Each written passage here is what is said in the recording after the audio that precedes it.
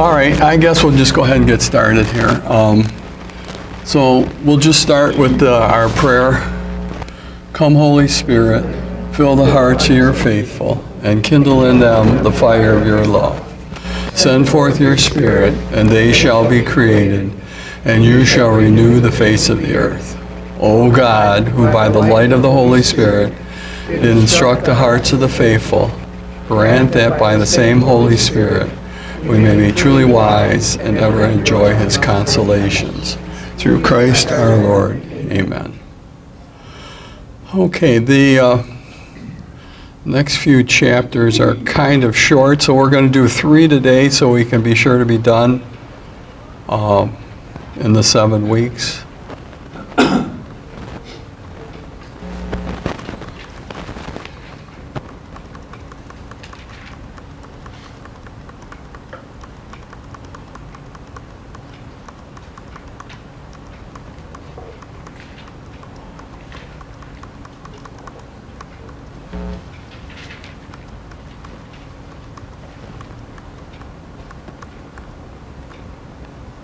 Okay, this is probably the chapter that everybody knows about, Daniel in the lion's den. I'm going to give you a little bit of a backstory here. Although the Babylonians took over, or although Darius took over the Babylonian Empire, it was not as bloody as everybody thinks. The people of Babylon were tired of Nabonidus. He was a little bit crazy. He left town and he didn't honor their God. So they were actually looking for someone to come in and take over, put their God back on the pedestal. And Darius was going to do that, and he did. He came in and, he killed Belshazzar because he was the local king who was in place of Nabonidus. And the people were looking for someone to restore their religious order. Since Darius was a Mede, he probably took Daniel back with him to his kingdom to organize a new empire. It was now the largest empire the world has ever seen. And as we go along, each one is going to be bigger and bigger and bigger. The system of government which he organized originally came from India. It was a decentralized form of government in which satraps, which is another name for like a governor, although there was also governors, and the whatever they ruled over was called a satrapy. So it'd be like the governor of Michigan governing the state of Michigan. The satrap ran the satrapy.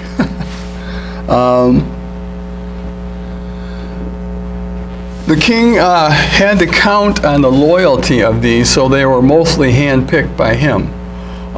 So why did he pick Daniel? He had heard about Daniel in the government from Belshazzar, because normally most of the new conquerors would just take over and get rid of everybody in power and put their own people in. Daniel was really well respected by Belshazzar, the marvelous spirit that was the Holy Spirit in Daniel, even though Darius did not realize this. He did trust Daniel because he knew so much. He was also meticulous in details of running the country, and he even considered putting him in charge of the whole country. So not unlike the king in Egypt put Joseph in charge of the whole country, Darius almost put Daniel in charge. But this put him at odds with all of his people that came with him. So when he saw before Nebuchadnezzar and the magicians, so Darius also had his troop of people that were jealous. Once again, it was jealousy that put Daniel in harm's way. It should be noted that there were no mention of Daniel's other companions. Daniel is by now about 74 years old, and most likely his companions have died, leaving him the sole representative of God in this government. So with that, so we'll read verses 1 to 10. Dave? All right. You have to get the mic. Or you can sit by the mic.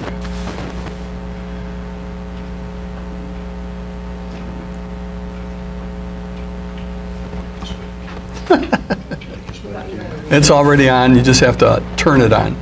Flip the switch up.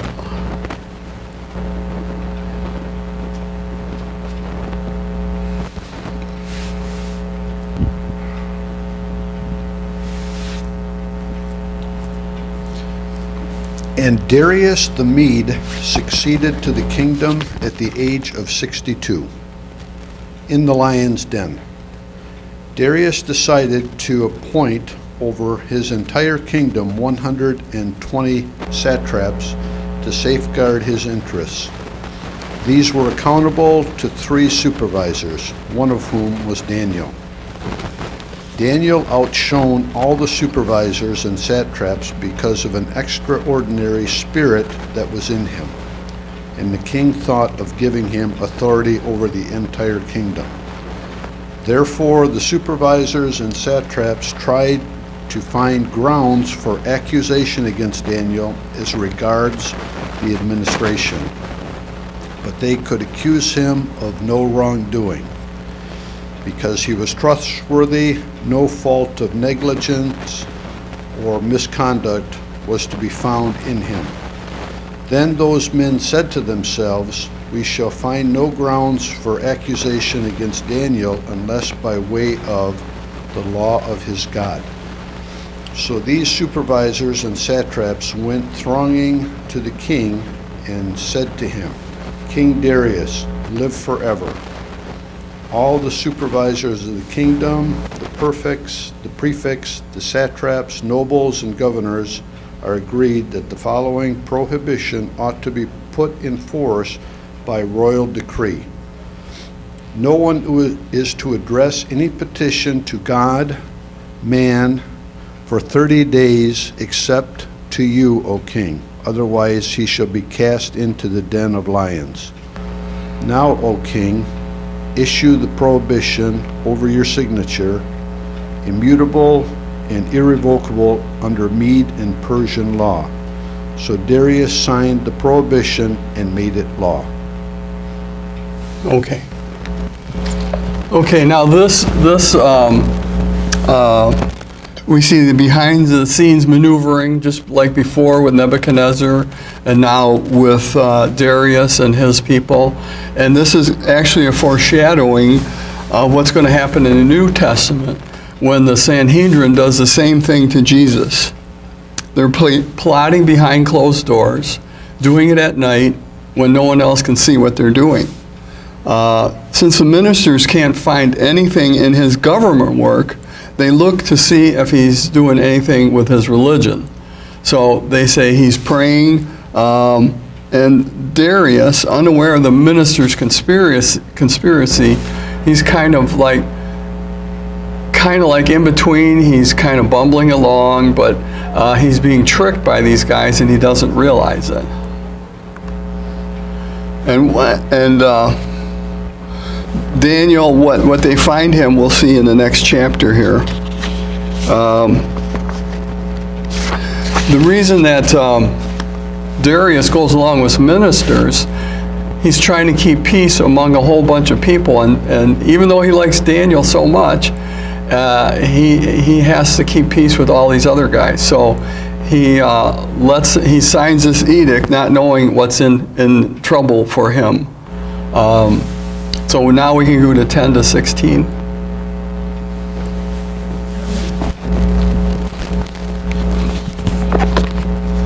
Even after Daniel heard that this law had been signed, he continued his custom of going home to kneel in prayer and give thanks to his God in the upper chamber 3 times a day, with the windows open toward Jerusalem.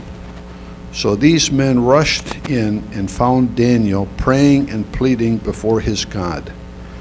Then they went to remind the king about the prohibition. "Did you not decree, O king, that no one is to address a petition to God or man for 30 days except to you, O king? Otherwise he shall be cast into the den of lions."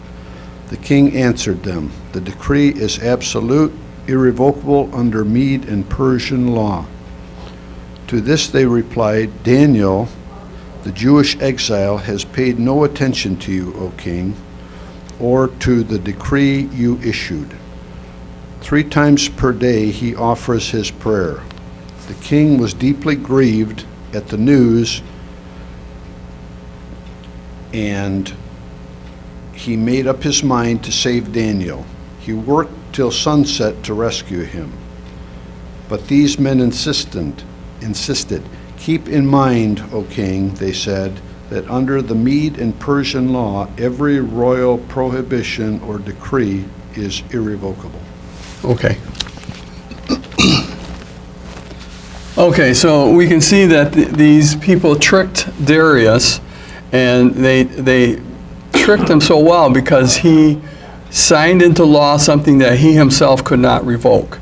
And when Daniel hears about this, he retires to his room, and Daniel actually prefigures St. Peter when he says to the Sanhedrin, who tell him to stop praying and stop talking about Jesus. He says, "Obedience to God comes before obedience to men." That's in Acts 5:29. He prayed 3 times facing Jerusalem. There's no law that he had said that he had to face Jerusalem, but since they were in exile, they would pray toward the temple, because in Jerusalem, when you prayed toward the temple. So in exile, they would always pray toward the temple. And now normally they just prayed 2 times a day, but Daniel went 3 times a day. And Theodoret of Seir, one of the early church fathers, says that in the prayer of Solomon, Solomon says that if you are found captive, you should pray toward the city and toward the temple given to you by your God. Daniel probably prayed 3 times a day, but in the broader sense, that number means 3, wholeness or completeness. Again, numbers are so important in the Old Testament and the New Testament. He was probably praying all day long, but 3 times a day for sure he prayed. He was not purposely trying to provoke all these governors of Darius, because he went and did it in the privacy of his room. But they followed him and found out about what he was doing. And once they found that out, they couldn't wait to go tell the king. The king, knowing that the king favors Daniel's, we see that the ministers do not care about the distress or embarrassment it will cause the king.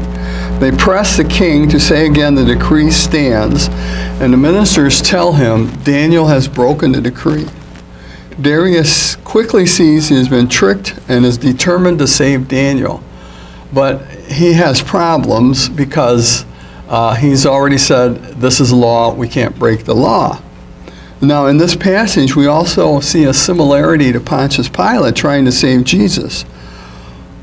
Both men knew Daniel and Jesus were innocent, but not humanly possible to save them because they were weak. In other words, they didn't have enough of a conviction to stand up to these people, like Pontius Pilate with the Sanhedrin and King Darius with his ministers. So now we can go on, and Daniel is thrown to the lions here. So just continue to, I guess, 25. So the king ordered Daniel to be brought and cast into the lion's den. To Daniel he said, "May your God, whom you serve so constantly, save you." To forestall any tampering, the king sealed with his own ring and the rings of the lords the stone that had been brought to block the opening of the den. Then the king returned to his palace for the night. He refused to eat, and he dismissed the entertainers. Since sleep was impossible for him, the king rose very early the next morning and hastened to the lion's den. As he drew near, he cried out to Daniel sorrowfully, O Daniel, servant of the living God, has the God whom you serve so constantly been able to save you from the lions?" Daniel answered the king, "O king, live forever. My God has sent his angel and closed the lions' mouths so that they have not hurt me. For I have been found innocent before him, neither to you have I done any harm, O king." This gave the king great joy at his order. Daniel was removed from the den, unhurt, because he trusted in his God. The king then ordered the men who had accused Daniel, along with their children and wives, to be cast into the lion's den. Before they reached the bottom of the den, the lions overpowered them and crushed all their bones. All right.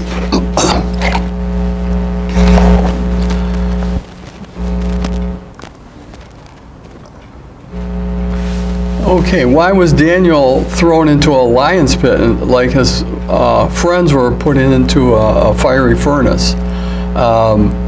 When Darius took over, they thought fire was holy, and they did not use that for execution. They had plenty of other ways to execute people, and their way to execute people was the lion. So that's why Daniel got thrown into a lion's den.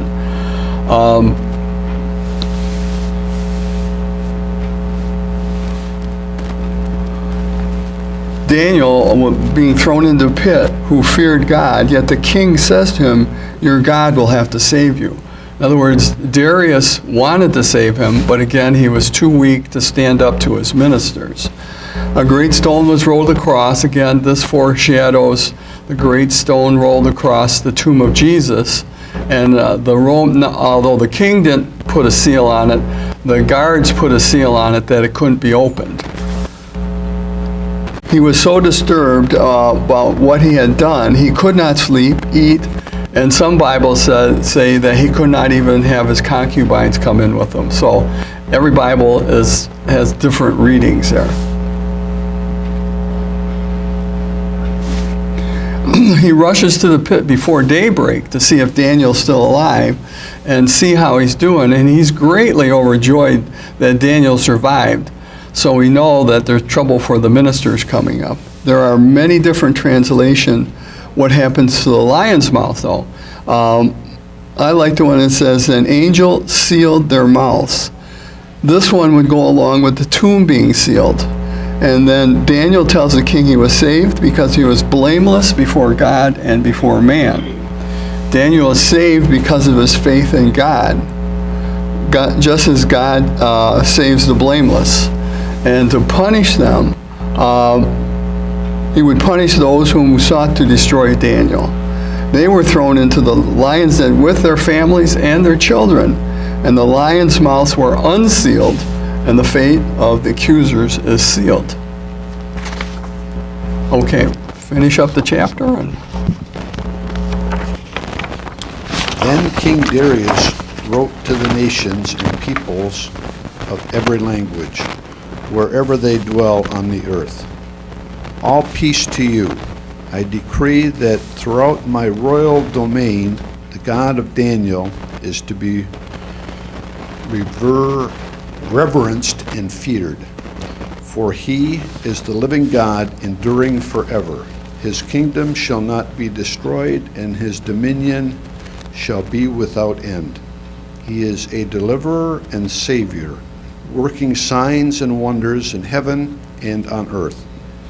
And he delivered Daniel from the lion's power.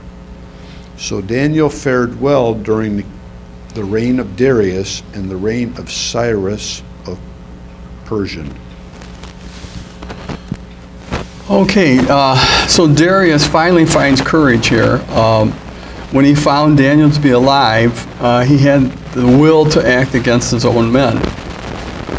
This parallels Nebuchadnezzar in declaring in a personal epistle. So now Darius is talking in the first person. He's saying, all of this stuff is true. I don't care what you guys say. This is what's going to happen. And that he says that God, the living God, is in charge of everything and controls all things. The last verse on the surface appears to mention two people that Daniel prospered under. As I said the last week, Darius and Cyrus were probably the same person. And some of the translations, it reads a little differently.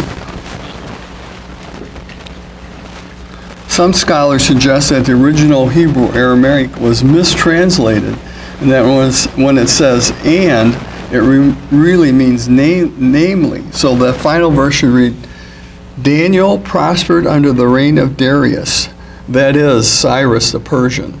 So they try to explain this here that they are actually one person. And so that ends chapter 6, and we'll open the floor to questions.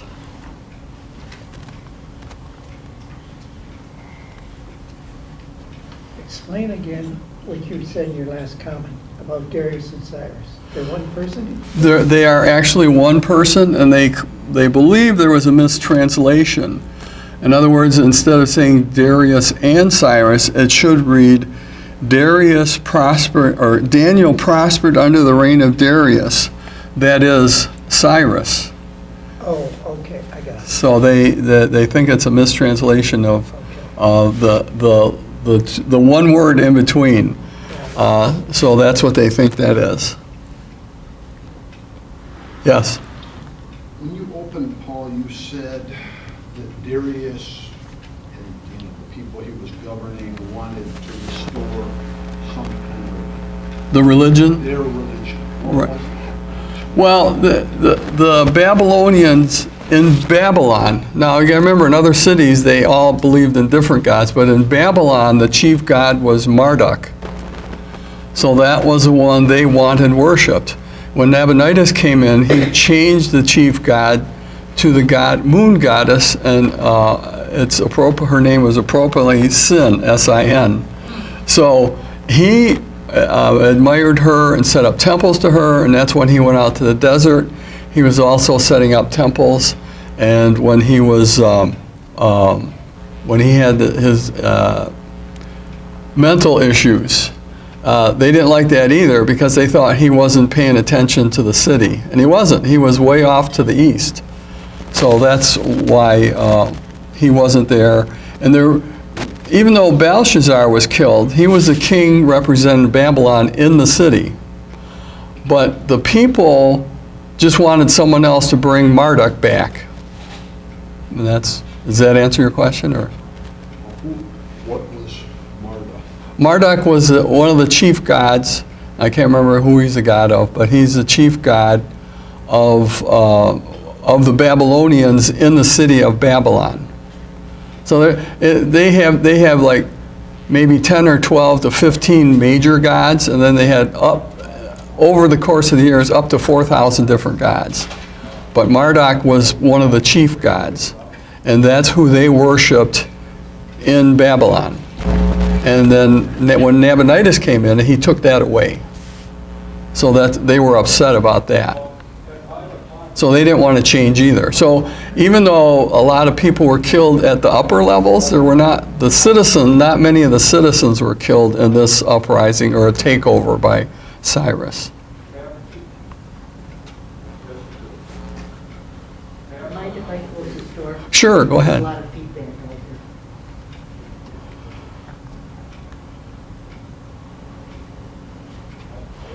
here. Yes. So, excuse my ignorance Nope. here.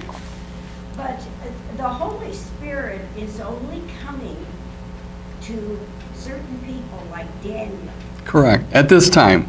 at this time. Right. And he's trying to communicate this. Right. And this is part of life as it is. Right. So Yeah, this. we really can apply this. You're right. This Daniel applies a lot to us today too, Yes. because he's telling us. And we'll see this in the next coming chapters. Daniel is telling us about the coming of Jesus and the end of the Gentile rule. So the end of the Gentile rule, that means the Messianic kingdom, which God and Jesus are leading the way, is coming. So that is basically what Daniel is all about. So, He has new radical ideas. yes, yes. Did the temple exist at this time? The temple was destroyed by Nebuchadnezzar. That's why then he took most of the Jewish people back to Babylon. And this is all leading up to Cyrus, who releases the people. And that's coming up too. Cyrus releases the people around 536 or so, and they go back and rebuild the temple. So Daniel, when he prays towards Jerusalem, he's praying towards the temple. It's not there really, is it? Right. He's actually praying toward the mountain that it was built on. Got it. Because Jerusalem is still the holy city. Okay. Any more before we move on to 7? Okay. This is actually part 2 of the book. I'll show you in a second here.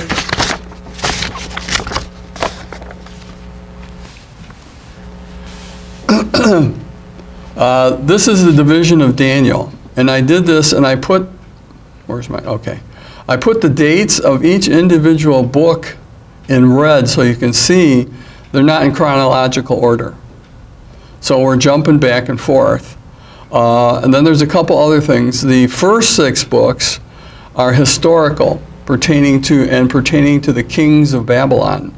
And in the first part, Daniel interprets the dreams of the kings. In the second part, the angels are interpreting the dream or visions for Daniel. The first part is historical. The second part, these are going to be some tough chapters coming up. They're all prophetic, and they relate a lot of relations to Revelations. And when John wrote Revelations, he would have expected that the people he was writing for knew the book of Daniel, because these are the original revelations. And then also this division is concerning the Gentiles. So this is like all the kings, and they convert to the one true God. And then the divisions here are concerning Israel. And like what you were saying, the problem, Israel wasn't paying attention. So in the middle here we have this Aramaic. The language changes too, except for a little bit of Greek in the third one. It changes because in the Aramaic portion is all concerning the Gentiles who spoke in Aramaic. Now when Daniel comes back here, these pertain specifically to the Israeli people and the Jewish people. So that's why it switches back to Hebrew here. Now I don't have 13 and 14 on here because that's a kind of like a supplement to Daniel, and when we get to that I'll explain that. But you can see just by the dates here how it jumps around 605 and 586 and then 539, 553. So we're going backward and back and forth here because when the Hebrew tradition of writing wisdom or teaching literature, they don't always go chronological. So the purpose is the lesson, not the timeline. It's not a history lesson. It's a spiritual lesson. So that's why the time, each of these chapters was at a different time. And that's why Daniel specifically put, usually at the beginning of each chapter, where he was, like in the 3rd year of Belshazzar or in the 1st year of Darius. He makes sure that you know that. And then the order is actually divided up between the historical and the prophetic books. That's the main division here.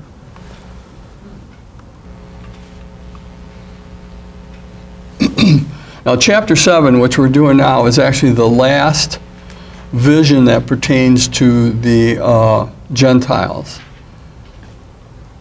So let's go ahead and do 1 to 8 of 7.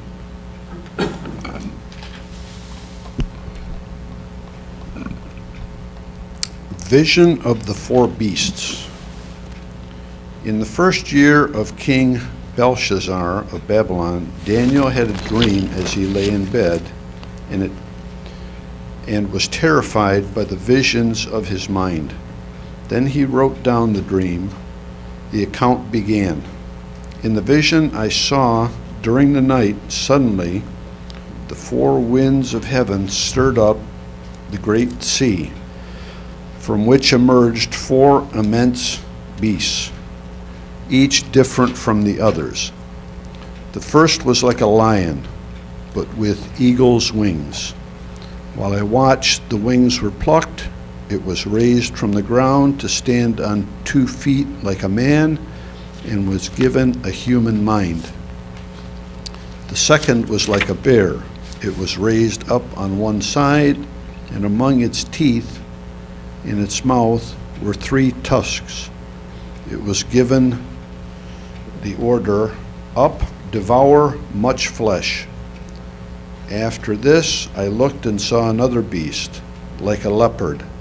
On its back were 4 wings like those of a bird, and it had 4 heads. To this beast dominion was given. After this, in the visions of the night, I saw the 4th beast, different from all the others, terrifying, horrible, and of extraordinary strength. It had great iron teeth with which it devoured and crushed, and what was left it trampled with its feet. I was considering the 10 horns it had, when suddenly another, a little horn, sprang out of their midst, and 3 of the previous horns were torn away to make room for it. This horn had eyes like a man, and a mouth that spoke arrogantly. Okay, we're getting the wild animals now. The narrator dates this in 550. This would be the first year of Belshazzar, who would, and like I said, he was. In the last chapter we saw he was killed, but this is before he was killed. So this is in 550. The last one where he was killed was 539.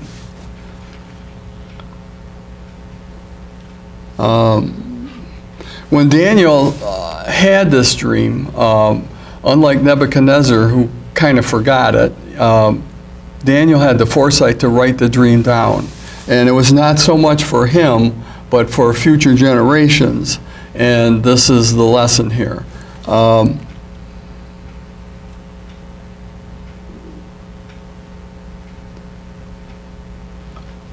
Now, normally the visions are seen in a person awake or in a state of ecstasy. And it's thought these visions were so intense, Daniel may have felt himself awake during the dream.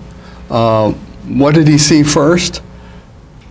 He saw the 4 winds stirring up the Great Sea. Some people say the Great Sea is the Mediterranean, but that would only account for Greece and Rome coming in.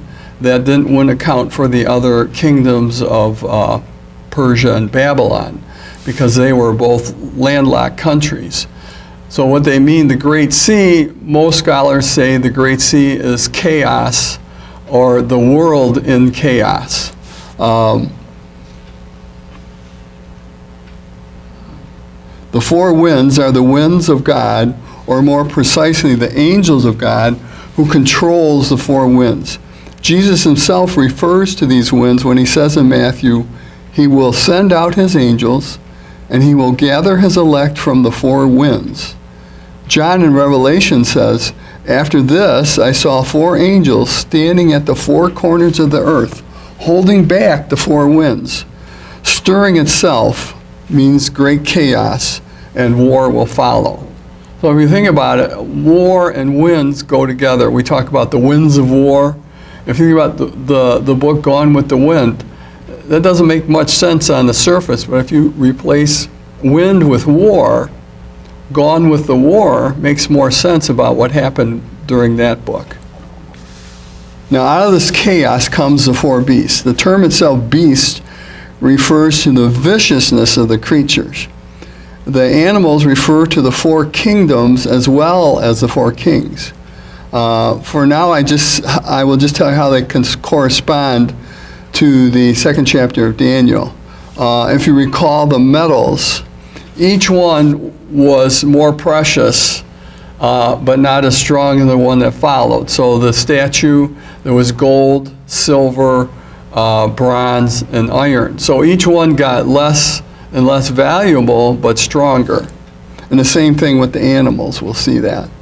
With the animals, they become less noble. So we start with the lion, then we have a bear, then the leopard, and then the other creature. We'll talk about that later. The lion had the wings because the lion was the noblest creature animal. Babylon is often depicted as a lion in the Bible. And the wings were the wings of the eagle, which was the most noble of birds. So it was combined with both of them. Then when it talks about, let's see, where am I at here? Oh, the lopsided bear represents Persia and Media, because they were, Media was first, and then Persia, and Persia was stronger, so that's why I'd say it's lopsided. One side was stronger than the other. The leopard represents Greece, and the unspeakable beast represents Rome. So we can go on to 9 to 14 now. As I watched, thrones were set up, and the Ancient One took his throne. His clothing was snow bright, and the hair on his head as white as wool. His throne was flames of fire, with wheels of burning fire. A surging stream of fire flowed out from where he sat. Thousands upon thousands were ministering to him, and myriads upon myriads attended to him. The court was convened, and the books were opened. I watched then from the first of the arrogant words which the horn had spoke, until the beast was slain, and its body was thrown into the fire to be burnt up. The other beasts, which also lost their dominion, were granted a prolongation of life for a time and a season.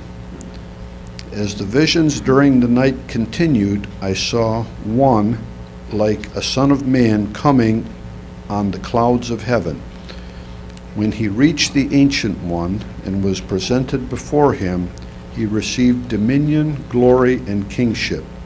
Nations and peoples of every language serve him. His dominion is an everlasting dominion that shall not be taken away. His kingship shall not be destroyed. Okay. Guess I should have showed you the animals first, or the beasts.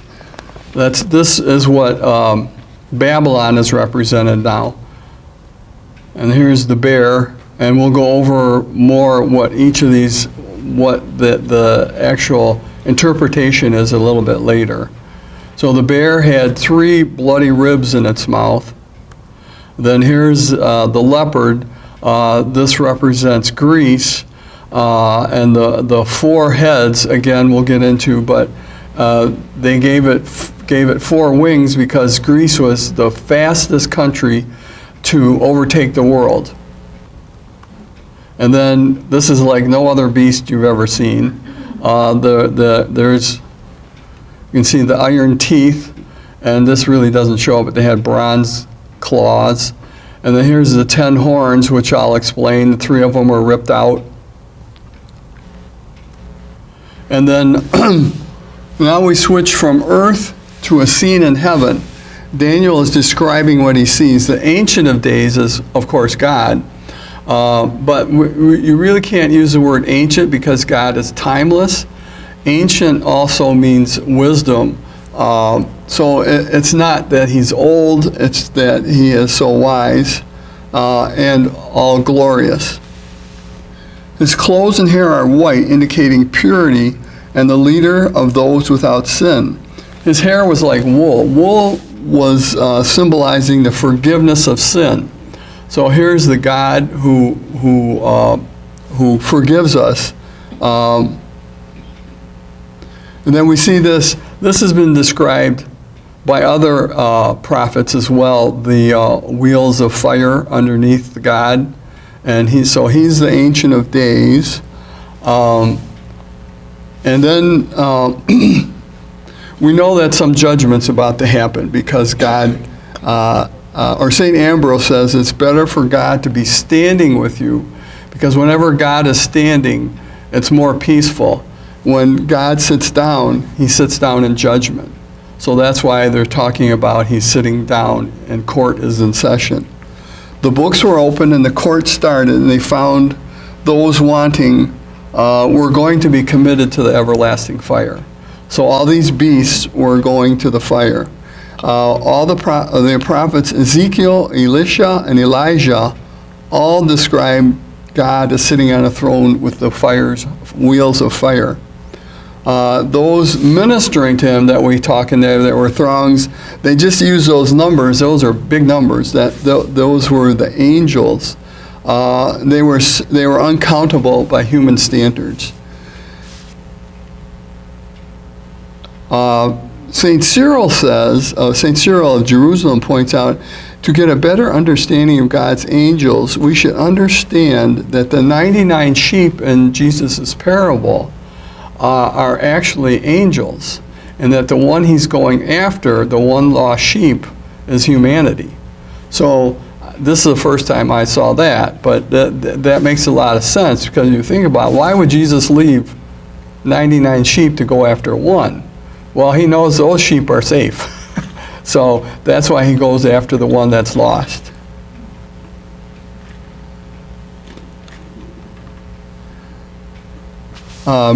And now God renders his judgment against the fourth beast. The boasting little horn was put to death, and its body crushed and thrown into the flames. The other beasts, they were allowed to continue, although they weren't in charge anymore, because Rome had already taken over. So all the other kingdoms were still there, but they weren't in charge anymore. So God did not have to destroy them. And then Daniel sees one like the Son of Man coming into God's presence. And the key word here is like. When Daniel says like the Son of Man, he looks like a man because Jesus took our form. So he is the Son of Man. But he is not mankind. He is not like any other human.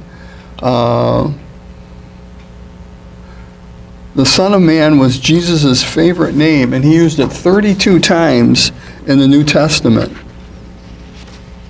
And it has also got him, what got him finally condemned by the Sanhedrin. You know, their trial in the middle of the night, he said, I am the Son of Man, or the Son of God, and that because he said that, that's what finally tipped it over the edge, and the Sanhedrin condemned him. After destroying the fourth beast, God confers everlasting judgment. So by Jesus being condemned by the Sanhedrin and put to death, that enters the new Messianic Age that no human can ever destroy. And there's an amazing coincidence here when let's see.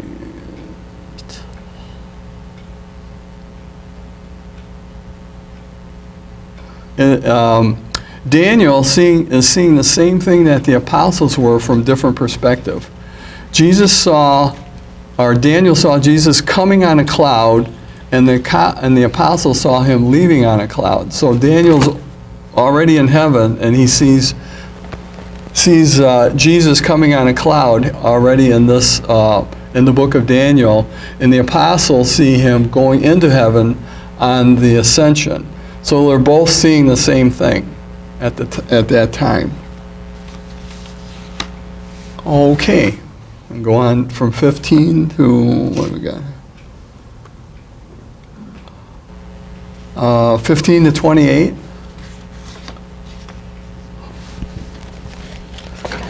I, Daniel, found my spirit anguished within its sheet of flesh, and I was terrified by the visions of my mind. I approached one of those present and asked him what all this meant in truth. In answer, he made known to me the meaning of the things. These four great beasts stand for four kingdoms which shall arise on the earth. But the holy ones of the Most High shall receive the kingship to possess it forever and ever. But I wish to make certain about the fourth beast, so very terrible and different from the others, devouring and crushing with its iron teeth and bronze claws, and trampling with its feet what was left. About the 10 horns on its head, and the other one that sprang up, before which 3 horns fell. About the horn with the eyes and the mouth that spoke arrogantly, which appeared greater than its fellows. For as I watched, that horn made war against the holy ones, and was victorious until the Ancient One arrived. Judgment was pronounced in favor of the holy ones of the Most High, and the time came when the holy ones possessed the kingdom. He answered me thus: the fourth beast shall be the fourth kingdom on earth, different from all the others. It shall devour the whole earth, beat it down, and crush it. 10 horns shall be 10 kings rising out of that kingdom. Another shall rise up after them, different from those before him, who shall lay low 3 kings. He shall speak against the Most High and oppose the holy ones of the Most High, thinking to change the feast days and the law. They shall be handed over to him for a year, 2 years, and a half year. But when the court is convened and his power is taken away by its final and absolute destruction, then the kingship and dominion, majesty of the kingdoms under the heavens shall be given to the holy people of the Most High, whose kingdom shall be everlasting. All dominions shall serve and obey him. The report concluded, I, Daniel, was greatly terrified by my thoughts. My face blanched, but I kept the matter to myself.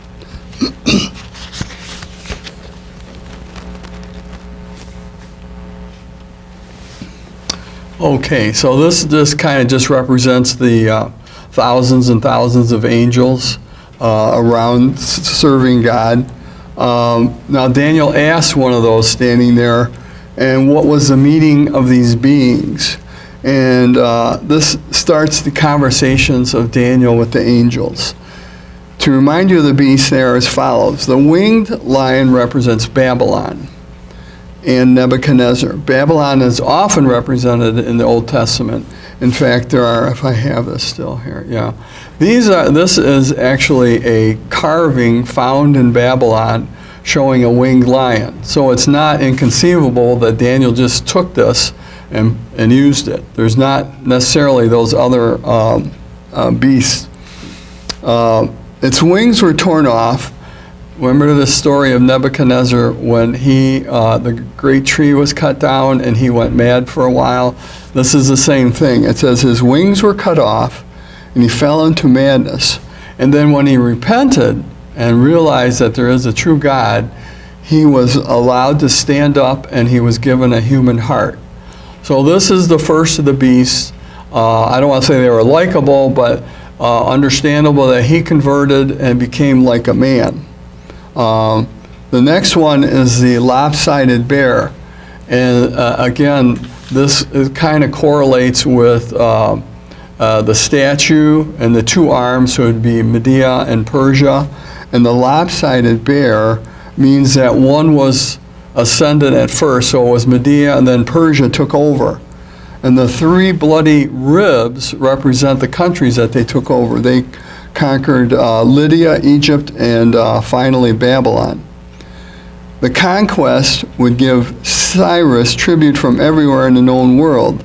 The bear is less agile than the lion, therefore less noble, and comparable to silver being less valuable than gold.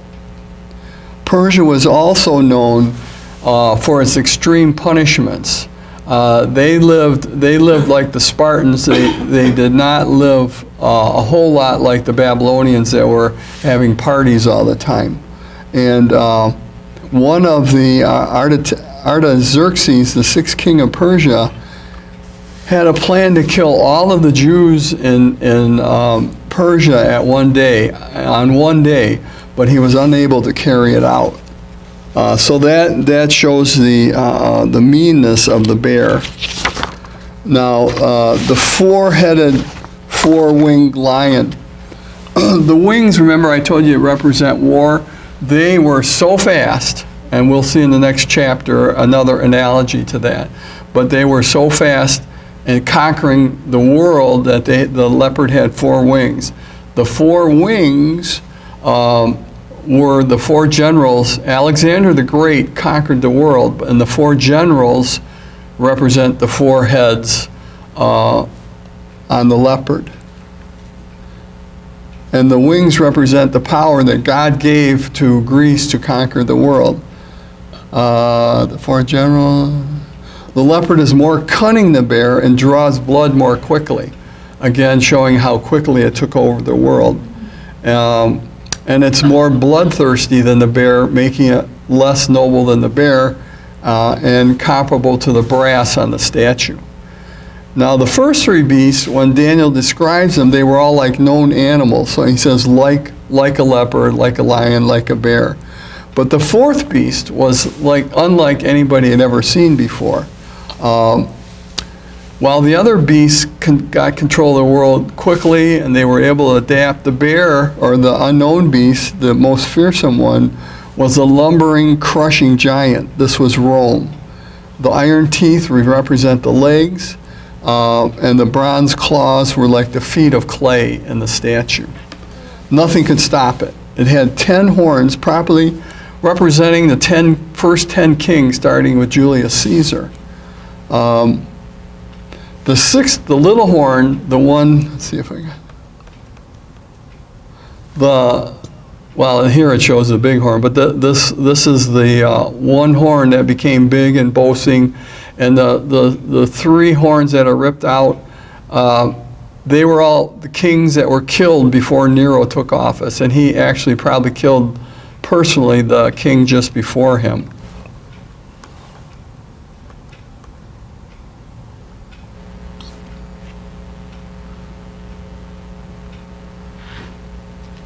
Nothing could stop it. It had 10 horns, the kings. Okay, little horn there. The little horn is probably Nero. We've heard the name Nero. And in Revelations, Nero's name comes out to the number 666, also the mark of the beast. Another reason why this is the beast. The three horns were the previous ones who were assassinated, and Nero was the first Gentile ruler to persecute Christians. In any event, the beast was the first of all, and Rome also changed all the laws in Jerusalem.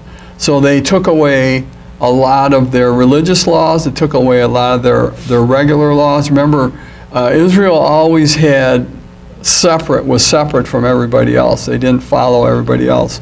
But Rome took all that all away. And when the religious law stops, they could no longer have services in their temple. And when it says his holy ones were handed over for a time, 2 times, 2.5, that's 3.5 years. And what that was, during the year 67 to 70, Nero initiated it, and they killed over 1 million Jews and completely leveled the temple and the whole city of Jerusalem by 70 AD. So that's what that time and a half, and another time.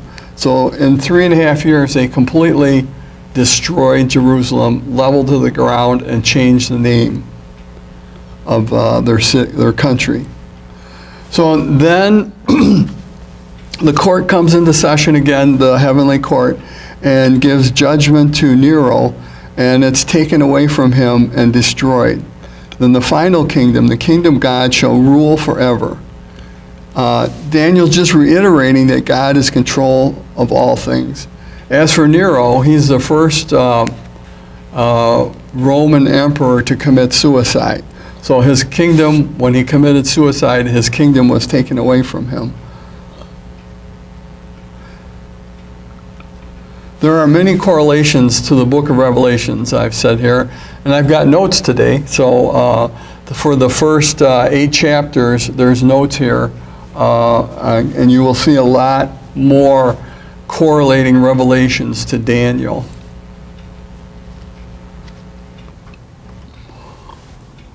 And so this is just a comparison of the statue. Again, the head of gold was Babylon and Nebuchadnezzar. The silver 2 arms and the lopsided beast was Medo-Persia. And then the Greece was the leopard and the brass body. And in Rome, the beast and the iron legs. And that brings us to the end of 7. Do we have any questions before we move on?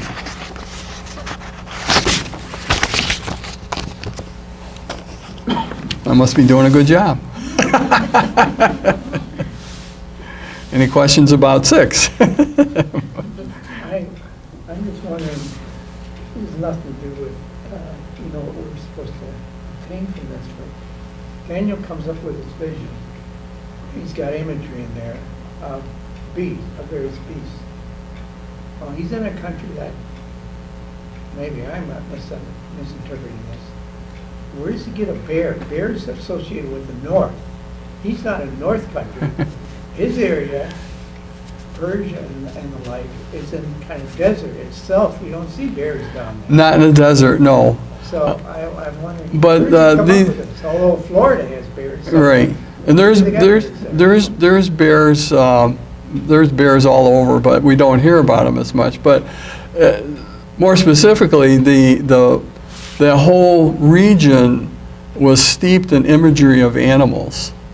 They didn't have the computer these days, so they related things to animals. Most of the gods of the other peoples, Egypt, Babylon, Assyria, all their gods were animals.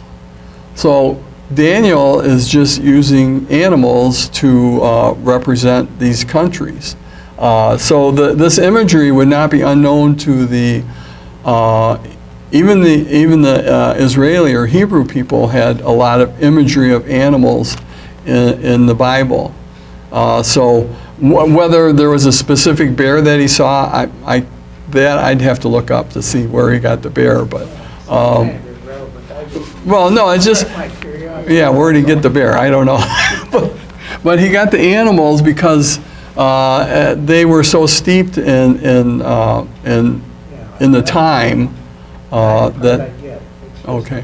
Why the bear? Why wouldn't he have an elephant or something like that? Well, I get you relevant though. Right. Why he got the bear, I don't know. But the main thing, he was just trying to show that, again, Nebuchadnezzar was a lion, the noblest of lions. A bear is kind of just like a lumbering, killing machine. It's not as friendly as everybody thinks. And then the leopard is just so fast, and it kills quick. Right. And then the fourth one, remember I said it's unlike any other beast, so he couldn't describe it really.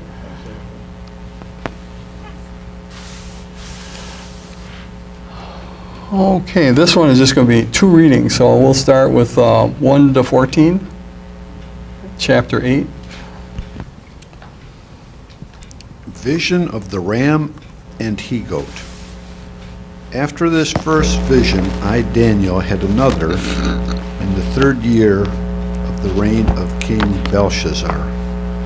In my vision, I saw myself in the fortress of Susa, in the province of Elam. I was beside the river Ulai. I I looked up, and I saw standing by the river a ram with 2 great horns, the one larger and newer than the other. I saw the ram butting toward the west, north, and south. No beast could withstand it or be rescued from its power. It did what it pleased and became very powerful. As I was reflecting, a he-goat with a prominent horn on its forehead suddenly came from the west across the whole earth without touching the ground. It approached the 2-horned ram I had seen standing by the river and rushed toward it with savage force. I saw it attack the ram with furious blows when they met and break both its horns. It threw the ram, which had not the force to withstand it, to the ground and trampled upon it, and no one could rescue it from its power. The he-goat became very powerful but at the height of its power, the great horn was shattered, and in its place came up 4 others, facing the 4 winds of heaven. Out of one of them came a little horn, which kept growing toward the south, the east, and the glorious country. Its power extended to the host of heaven, so that it cast down to earth some of the host and some of the stars and trampled on them. It boasted even against the prince of the host, from which it removed the daily sacrifice, and whose sanctuary it cast down, as well as the host, while sin replaced the daily sacrifice. It cast truth to the ground, and it was succeeding in its undertaking. I heard the Holy One speaking, and another said to whatever one it was that spoke, "How long shall the events of this vision last concerning the daily sacrifice, the desolating sin which is placed there, the sanctuary, and the trampled host?" He answered him, "For 2,300 evenings and mornings. Then the sanctuary shall be purified." Okay.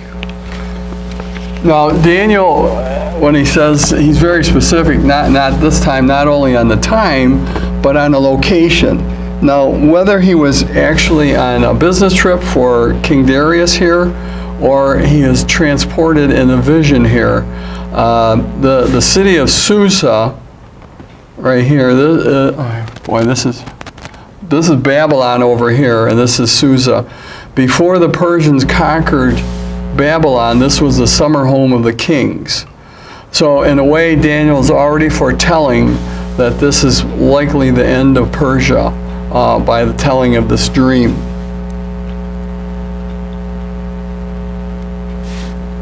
Now he sees a ram with 2 horns. Now we saw last time Greece was a leopard. Now this time Greece is Persia was a bear. This time it's a ram with 2 horns. Uneven horns, once again. Media was first, then Persia became ascendant and was ruling at the end. And that compares with the bear. The larger horn, I already said that. Persia was conquering everything north, west, and south. They were not going east, so that's why those directions were given to us. Then he saw a goat with a single horn moving that's never seen to touch the ground.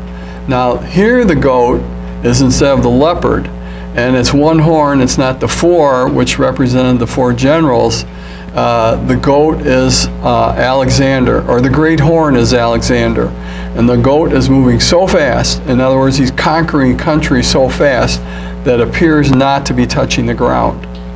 So that's what it's representative. And why a goat this time? I do have an answer for you for this one. According to legend, Carnassus, the first king of Macedon, was looking for a place to take his people, and the oracle was given to him to follow a herd of goats. So he followed, and when the herd stopped, that's where he set up his country. And you've heard the Aegean Sea, which is right next to Greece. The new city was called Aegea, and his people were called the Aegeadae, or people of the goat. So this, I got an answer for where this one came from. The single great horn between the eyes is just showing that Alexander was so cunning and so smart that he could take over all these countries quickly. He moves swiftly in taking over Cyrus, and he tramples over Persia. The exact cause of Alexander's death is not known. It says here the horn was shattered. He died. He was only about 32, and he had conquered the world. They don't know, but he spent his last days in Babylon in horrible pain, and they don't know whether it was from a slow poison or possible pancreatitis from heavy drinking. But so we're seeing all these kings and leaders being struck down by death. None of them died in old age. They all struck down by God. And then the great horn was shattered. So Alexander had no heirs. The four generals took over. Now you don't need to know all the generals, but the one we do need to know about is Seleucus Nicator, who founded the Seleucid dynasty. It would become Syria, and what's left is the country of Syria today. Now his great-great-grandson is Antiochus Epiphanes, and his name means against or anti, and he took the name Epiphanes as a special name for himself, and that means God manifest. So his name is essentially what we've heard somewhere along the line, someone say the Antichrist. This would be where it came from. He began all his conquests. Let's see.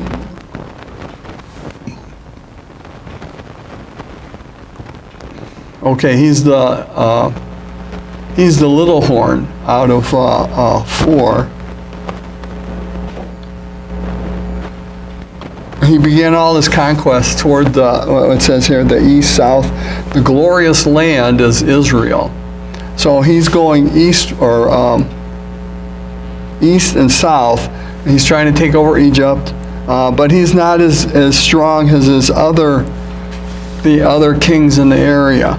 And the unfortunate thing is the Jewish people, the priestly families invited him to take over Jerusalem and change the laws there because they wanted to go from Hebrew to Greek.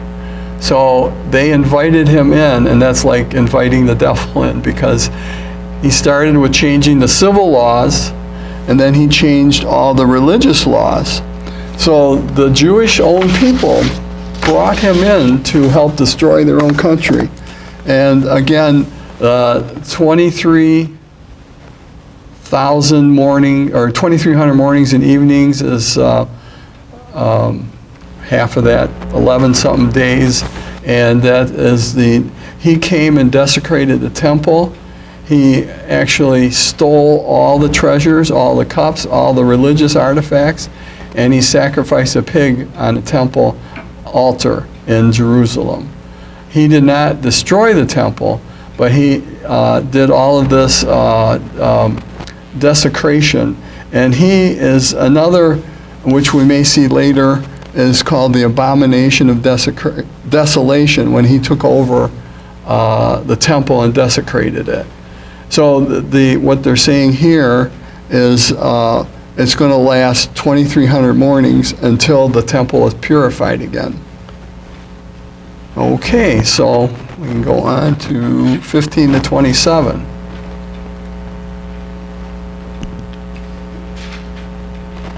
When I, Daniel, sought the meaning of the vision I had seen, a man-like figure stood before me, and on the ulai I heard a human voice that cried out, "Gabriel, explain the vision to this man." When he came near where I was standing, I fell prostrate in terror. But he said to me, "Understand, Son of Man, that the vision refers to the end of time."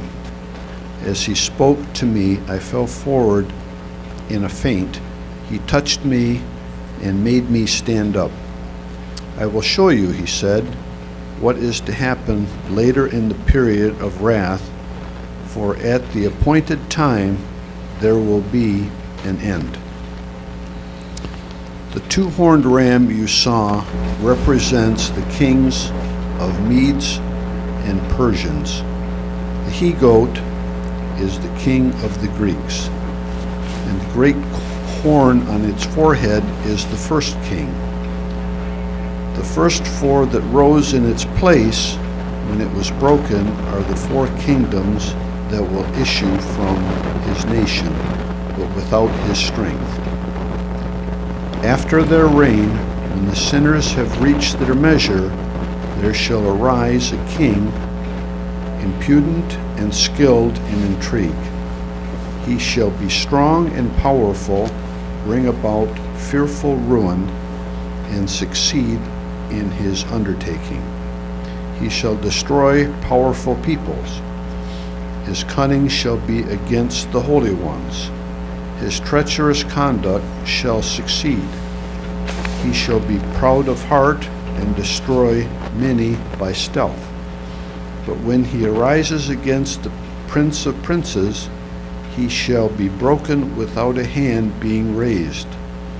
The vision of the evenings and the mornings is true as spoken. Do you, however, keep this vision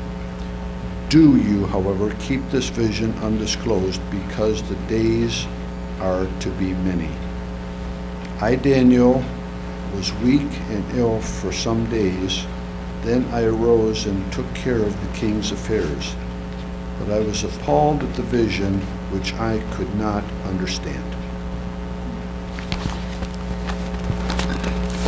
Okay, we're on the banks of the Ulai again, and now there's an angel talking to Daniel. Now, this is probably Daniel's guardian angel, and it was probably Archangel Michael. That's what they surmise. There's no definite signs that tell that. But he tells the angel Gabriel to tell him what it means. Gabriel is God's messenger. We see him in the New Testament talking to Mary and Zechariah, the father of John the Baptist. A frightened Daniel is spoken to by the angel, and he explains the vision. As with all visions of God or God's representatives, the people who see these visions tend to fall down and prostrate themselves on the ground out of fear and reverence. Gabriel calls him the Son of Man. Notice he didn't say like the Son of Man. Daniel is the Son of Man representing the human race here. This is the first time anybody is called this in Scripture. Daniel's also called Son of Man to distinguish him from the angels, as Daniel is the Son of Man, a human, and the angels are spiritual. Ezekiel is also called the Son of Man. Ezekiel was the other prophet that went off into captivity with the Jewish and Hebrew people. He was living with the people where Daniel was always in the court system. And both of these, Ezekiel and Daniel, were called Son of Man in order to distinguish himself from the Jewish people who had fallen away and disregarded their covenant with God. So they were to be held as an example of what they should be, or what the Jewish people should be.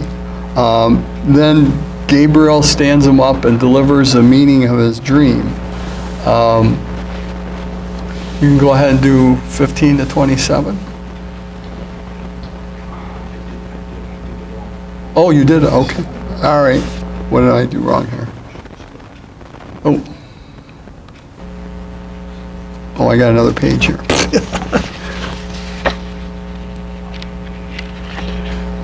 Now, Daniel tells him two things. He wants to know when is the end of the present indignation, and that which means the end of Antiochus, and how it pertains to the end of time. The time of the end does not refer to the end of the world. It refers to the end of the Gentile rule on earth. And the first part is the when is Antiochus going to be gone? It says, again, was it 2,300 days? Not this one.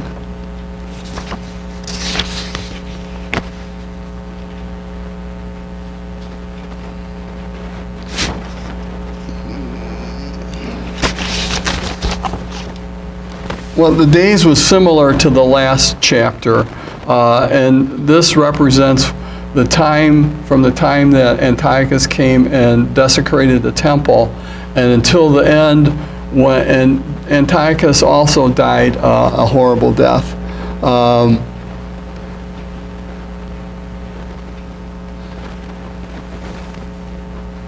Okay, so the beginning, I got off here. The first interpretation, they want to know when is the end of Antiochus. So after his end, the other thing that Gabriel tells him is the beginning. When is the beginning of the Messianic Age? And in the New Testament, Zechariah was struck dumb when he would not name his son John. And then when the angel told him his name was Gabriel, he remembered what the angel said in Daniel. And then he realizes that his son would usher in the new Messianic Age. So these are the two things. When is Antiochus going to be ended, and when is the new age started? The new age starts with the birth of Jesus.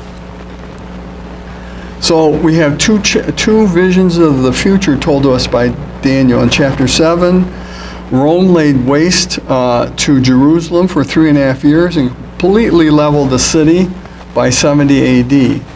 In chapter 8, Antiochus enters Jerusalem, although he's not 3 years, it's 3 years that, 3 years and 50 days was the time of the desecration of the Gentiles.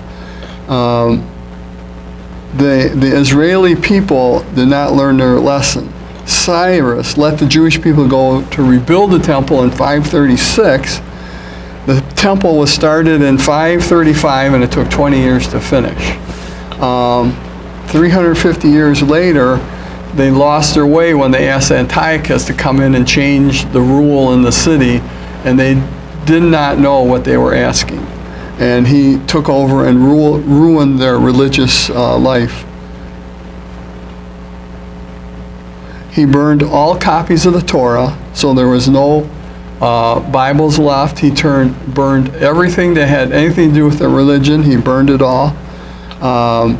He started changing not only civic laws, but the religious laws, and he abolished all Jewish religious practice, and they could never have their daily sacrifices.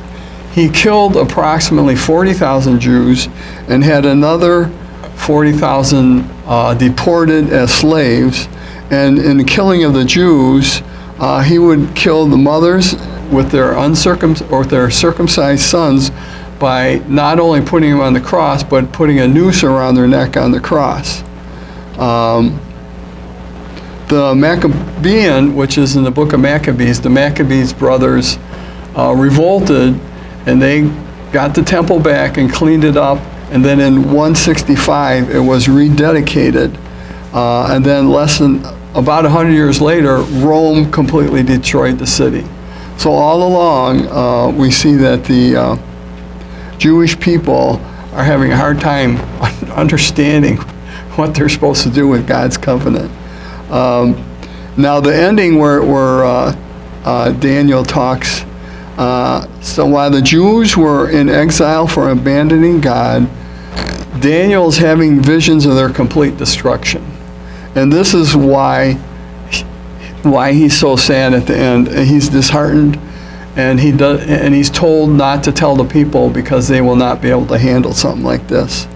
And it's no wonder he was overcome with sickness for 3 days. So that, all along, this whole book of Daniel is about how the people abandoned God, and God just keeps coming back and giving them chances at one after another. And now Jesus is coming, and the Jewish people have had their chance. So it's up to the new Messianic age, which is us, to have our covenant with God. So that brings us to the end of chapter 8.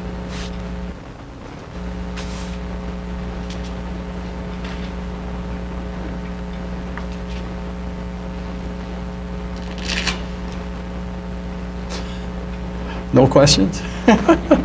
Dave? I'm just wondering, at the end of 6, Darius, Cyrus,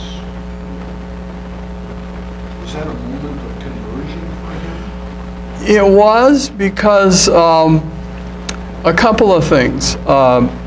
He highly respected Daniel. Now, Daniel had been with him now for a couple of years, and he knew what Daniel did for Belshazzar. And also, in this time, Daniel probably would have shown him, there's a passage and I believe it's Ezekiel, that says Cyrus would usher the people back to Jerusalem. So Cyrus has a weak spot in his heart for Daniel, and he believes in his God. So he changed his name from Darius to Cyrus, and I said this before, it's related to Kyrios, which is Christ, the anointed one, and Kyrios is shepherd, like a shepherd. So Cyrus sees himself as a shepherd of the Jewish people back home. So that's what's going on. Does that make sense? Okay.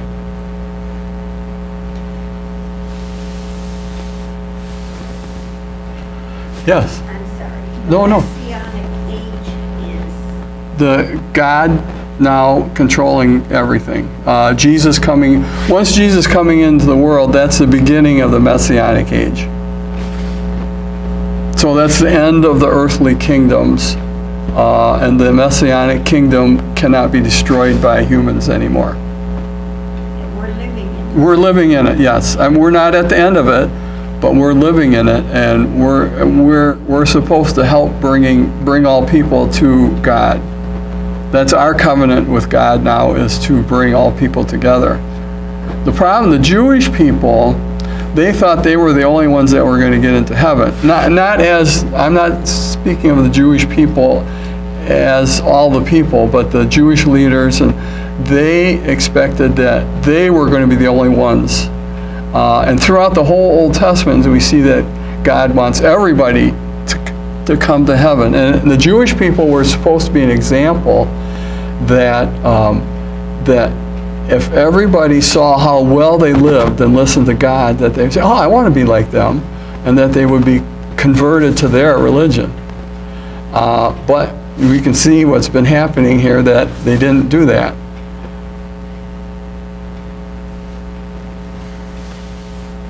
You may have mentioned this before, but I don't remember. Is Daniel's period of time after Joseph? Yes, because Joseph was in Egypt when. Okay. Yeah.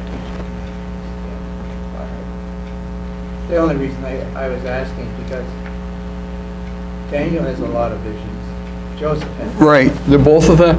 They can be, if you read them together, they are.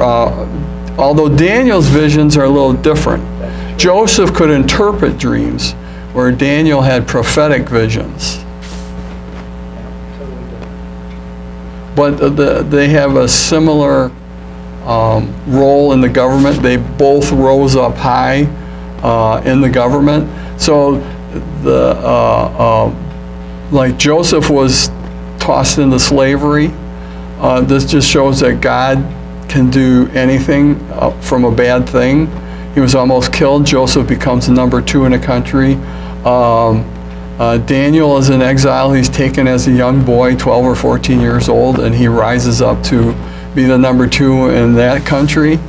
So they're just showing that they're both God's instruments. You had your timeline up earlier. We're talking 500 BC here. Right.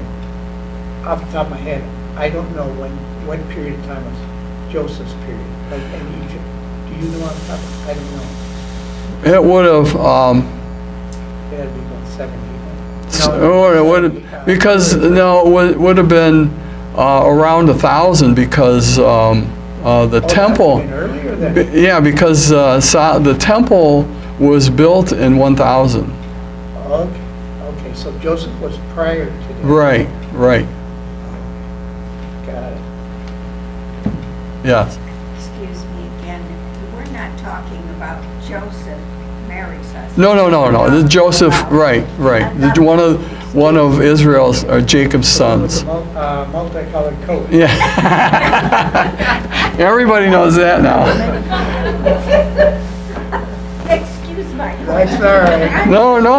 All of us ask silly questions. Right. Mine No. was clear. We all after those guys came out with Joseph and the multicolored, and then Jesus Christ Superstar, in a way that's evangelizing because that brings people to see these things, and some of them actually probably went back to see what the real truth is. So God works in mysterious ways. The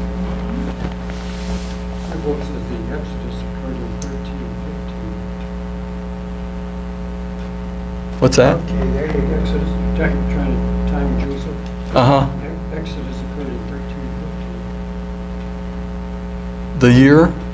Yeah. Well, would have, because the temple was dedicated around 1000 BC, so it's about 400 years before the temple was dedicated, so that's right, 400 years.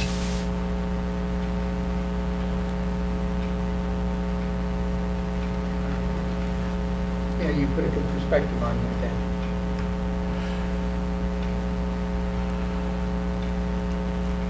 Did you get that on Google? I know you went back there. Oh, you got it right out of the book. Yeah, you got it right out of the book. You knew where to look then. That's good for you. I never thought of doing that. I asked instead of doing it. Mine's got a timeline. Oh, okay. Hey, he had to be 70 before he got that Bible, so Oh, one other thing, I don't understand this, but the Protestants believe that the Catholic Church is a little horn. Now, even by their own theology, that doesn't make sense because the little horn